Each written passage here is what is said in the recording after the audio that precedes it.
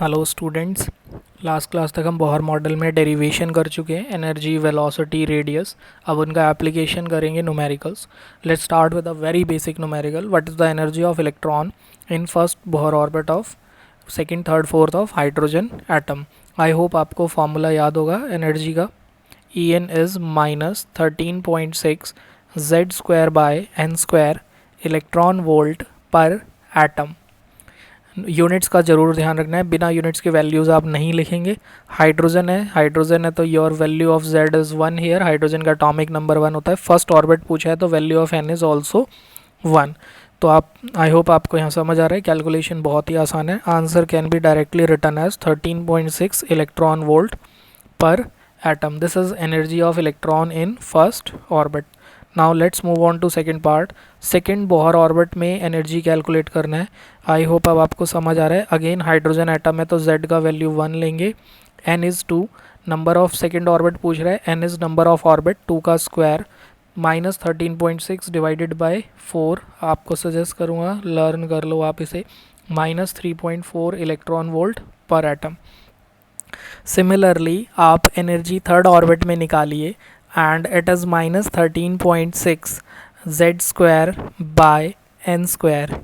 -13.6 divided by 9 is equal to -1.51 electron volt per atom, और you can also take it as 1.5। Same way आप energy fourth orbit में निकालिए and it is -13.6 into 1 square by 4 square, 16. 13.6 divided by 16 is -0.85 electron volt per atom.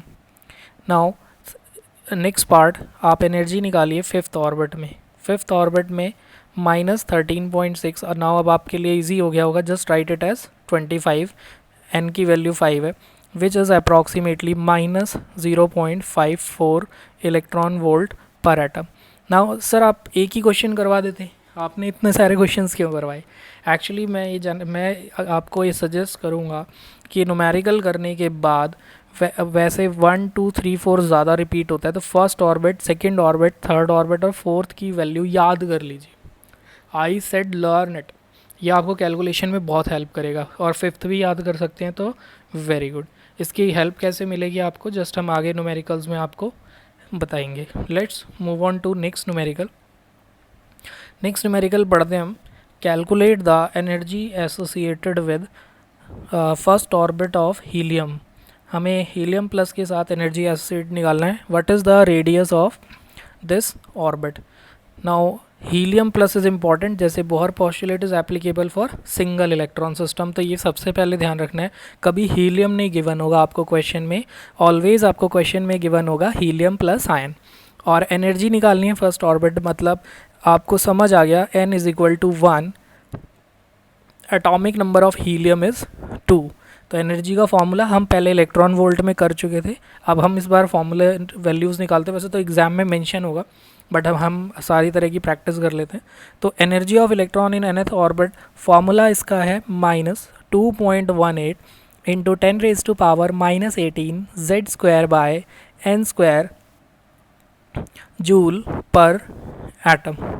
तो here unit is joule per atom. Again n का value substitute करते हैं और z का value substitute करते हैं। तो -2.18 into 10⁻⁻18, atomic number is 2 here, तो you can say multiply by 2 and n is 1 here, 1 square।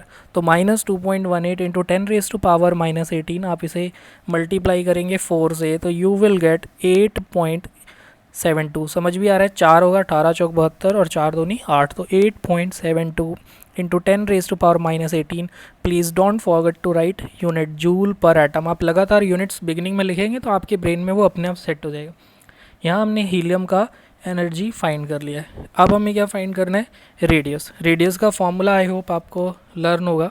Radius of electron in nth orbit is 0.529 n square by z angstrom. Also learn this 1 angstrom is 10⁻⁻10 metre. Now substituting values of n and z, we get Rn, radius of electron in first Bohr orbit 0.529 and number of orbit is first 1 square, atomic number of helium is 2. So our answer is 0.529 by 2. I hope calculation is very easy. It gives you 0.2 4, 2 6 12, 2 4 8, 2645 angstrom. So we get एयर radius also. तो देखिए आप radius भी calculate कर चुके हैं, energy भी. अब आई होप आप इजीली एनर्जी सॉल्व कर लेंगे. इलेक्ट्रॉन वोल्ट में अगर ये क्वेश्चन पूछा होता तो you can easily write it as -13.6 Z square by N square electron volt per atom. Substituting values तो you can easily write -13.6 into 2 का स्क्वायर बाय 1 का स्क्वायर. तो अगेन ये हमारे लिए कैलकुलेशन ईजी है. 4 6 24 and 4 3s are 12, 14, 4 1s are 4, 5. तो your answer is -54.4 electron volt per atom. तो we can calculate values in every term.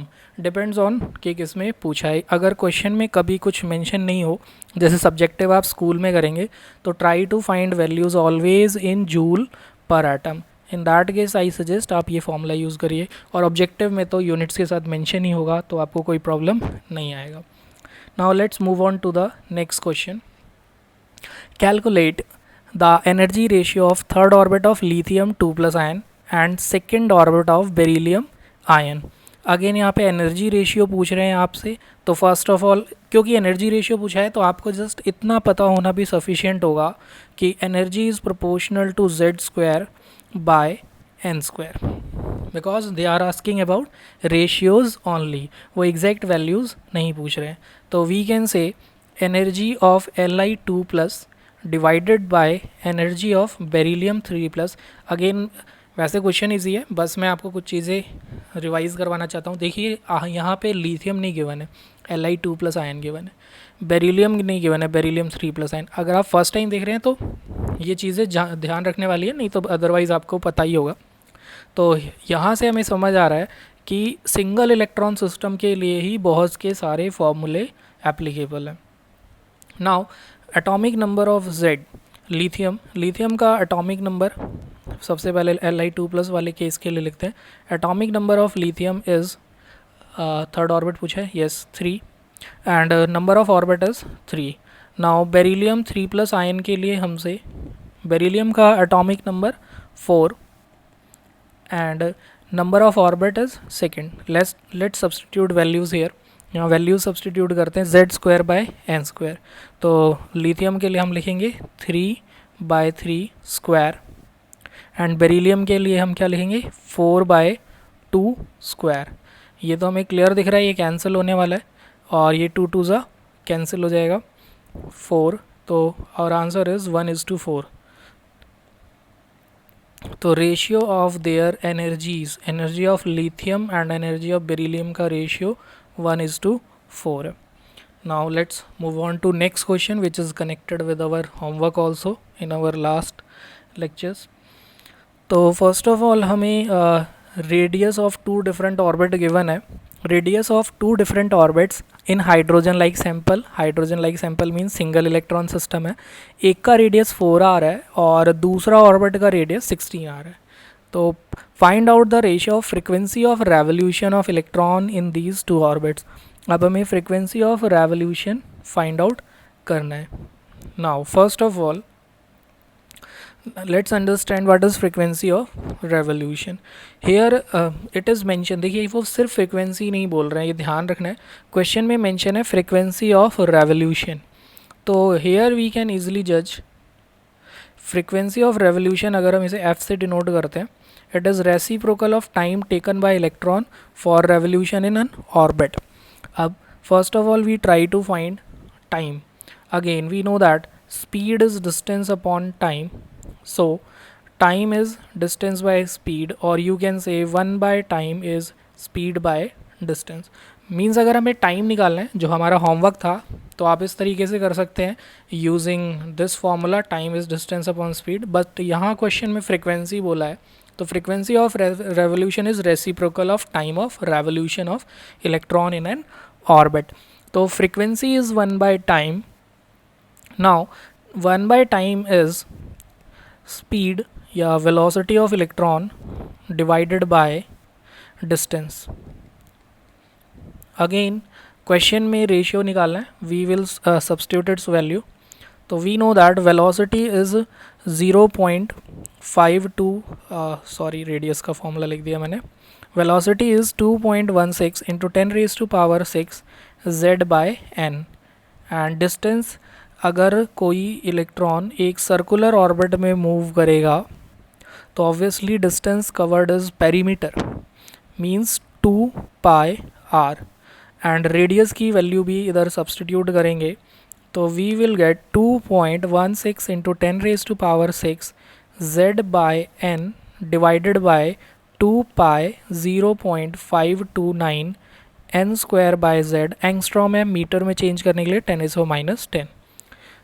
Question में रेशियो पूछा है तो वी कैन ईजिली जज कि frequency of revolution of electron is directly proportional to, ये directly proportional होगा n स्क्वायर z. तो z ऊपर चला जाएगा तो z square by n cube. अब we have to find two different radius ratios mention है. तो यहाँ पे मैं आपको सजेस्ट करूँगा कि सबसे पहले ये लर्न कर लो, ये बहुत इंपॉर्टेंट है. ये x और y की फॉर्म में भी हमसे पूछा जाता है. Now let's come on to our original question. In our original question radius का रेशियो हमें मेंशन है, means we have given r. तो यहाँ पे हमें r की वैल्यू सब्स्टिट्यूट नहीं करनी है, means we can solve our question from these data only.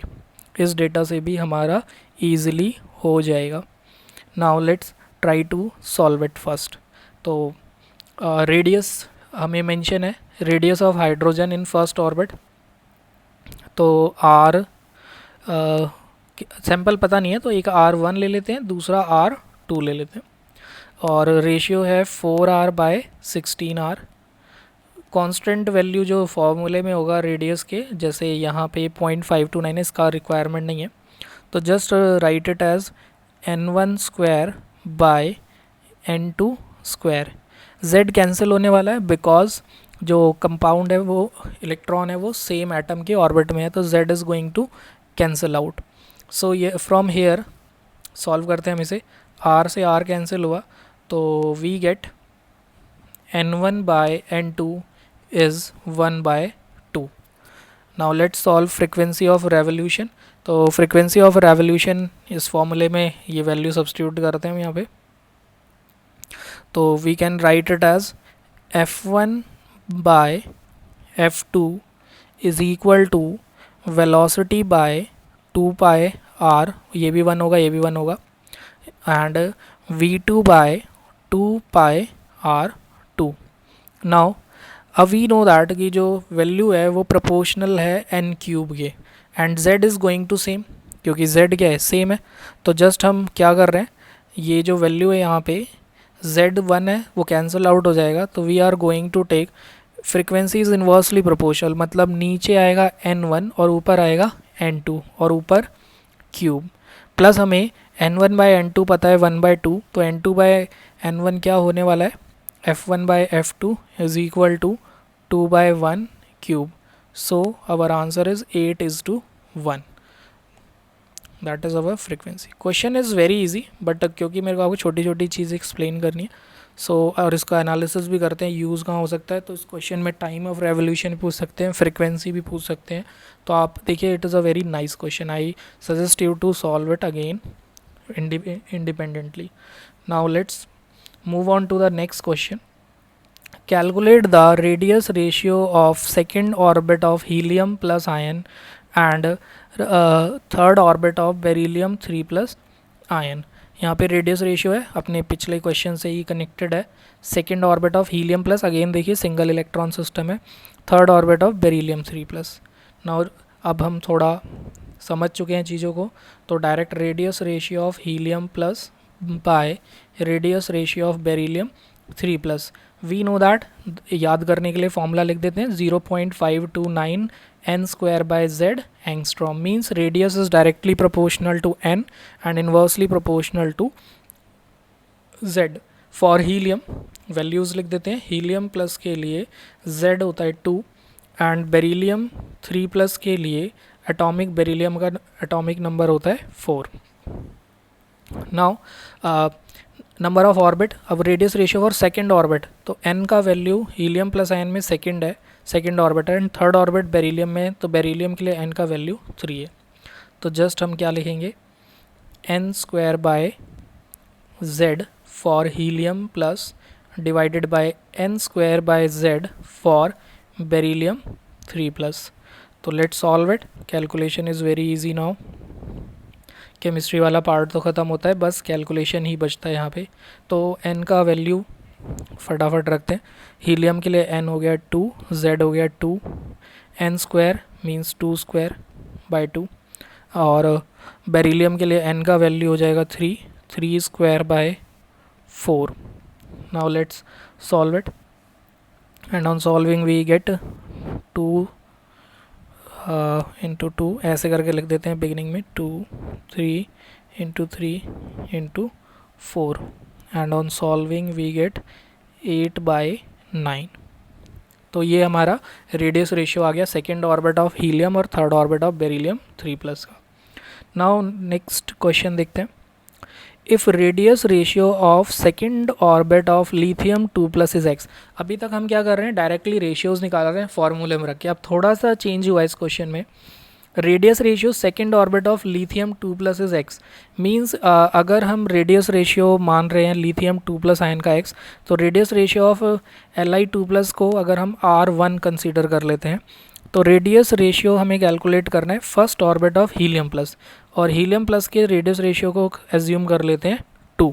तो कैलकुलेशन हमारा थोड़ा इजी हो जाएगा। क्वेश्चन में मेंशन है R1 इज़, या लिथियम के लिए R1 x गिवन है which is equal to 0.529 n square by z, और क्वेश्चन में मेंशन है कि नंबर ऑफ जो लिथियम 2 प्लस का ऑर्बिट है सेकंड है, मींस n का वैल्यू 2 है, और लिथियम का एटॉमिक नंबर 3, और ये वैल्यू हमारा आ रहा है x। तो we can say x is equal to 0.529 multiply by 2 square by 3 which is equal to 0.529 into 4 by 3 is x. Now we have to find the ratio of first Bohr orbit of helium plus ion in terms of x. Now radius of helium plus is R2 which is equal to 0.529 again n square by z, and in case of helium के case में हमें पता है first orbit बोल रहे हैं, तो n का वैल्यू हो गया 1 और हीलियम का एटॉमिक नंबर क्या होता है 2। फ्रॉम हेयर यहाँ से हमें समझ आ गया कि हमारा जो R2 है वो है 0.529 n स्क्वायर, तो you can say into 1/2, but हमें आंसर निकालना है x की टर्म में।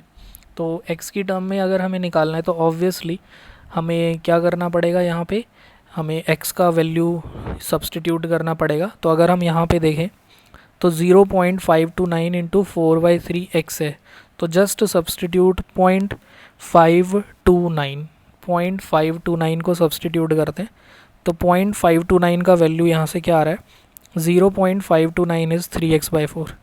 ऐसा हम इसलिए कर रहे हैं क्योंकि क्वेश्चन में मेंशन है कि find answer in terms of x, otherwise हमारा क्वेश्चन हो चुका है। आप बोलेंगे सर सीधा आंसर आ रहा है बट आप इतना घुमा क्यों रहे हैं, बिकॉज क्वेश्चन में ही एक्स की टर्म में पूछा है और ये ऑब्जेक्टिव में बहुत पूछा जाता है, इंपॉर्टेंट है हमारे नीट के लिए।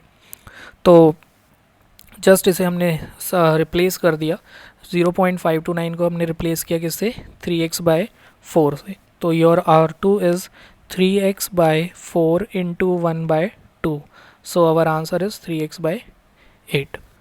इनके थ्रू जाइए बार बार न्यूमेरिकल्स, इसके बाद NCERT के बॉहर थ्योरी पे बेस्ड न्यूमेरिकल करिए, जो भी डाउट है पूछिए। Thank you.